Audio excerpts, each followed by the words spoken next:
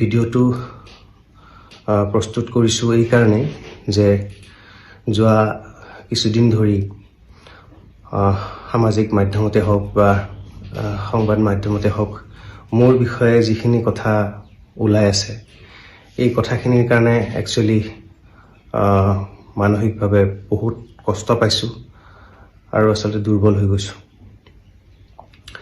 মই ৰাইজলৈ বিনম্ৰভাৱে এইটোৱে অনুৰোধ কৰিব খুজিছোঁ যে যোৱা 20টা বছৰে যেনেকৈ আপোনালোকে মোক মৰম আৰু বিশ্বাস কৰিছে সেই বিশ্বাস আৰু মৰমখিনি যাতে মোৰ ওপৰত আপোনালোকে সদায় ৰাখে, কিয়নো মই আগতেও কেতিয়াও বেআইনী কাম কৰা নাছিলোঁ, এতিয়াও মই কৰা নাই আৰু ভৱিষ্যতেও মই নকৰোঁ। এইখিনি বিশ্বাস আচলতে মোৰ ওপৰত আপোনালোকে ৰাখক। আৰু এটা কথা ওলাই আছে যে মোৰ কিবা গাড়ী বা মোৰ সম্পত্তি কিবা উপহাৰ পোৱা বুলি, যে এইটো কথা আচলতে নহয়।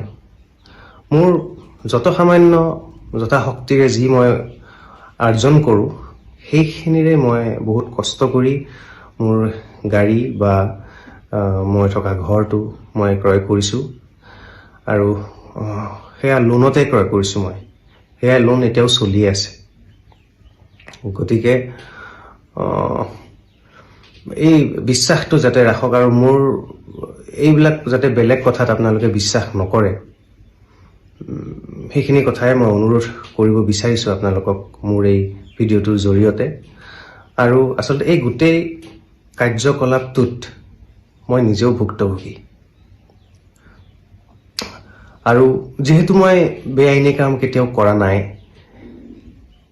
আইনৰ যিটো প্ৰক্ৰিয়া আছে, যিটো প্ৰক্ৰিয়াত অনুসন্ধান চলি আছে, সেই অনুসন্ধান প্ৰক্ৰিয়াটোত সকলো ক্ষেত্ৰতে মোৰ সৰ্বতো প্ৰকাৰে সহযোগিতা থাকিব বুলি মই বদ্ধপৰিকৰ।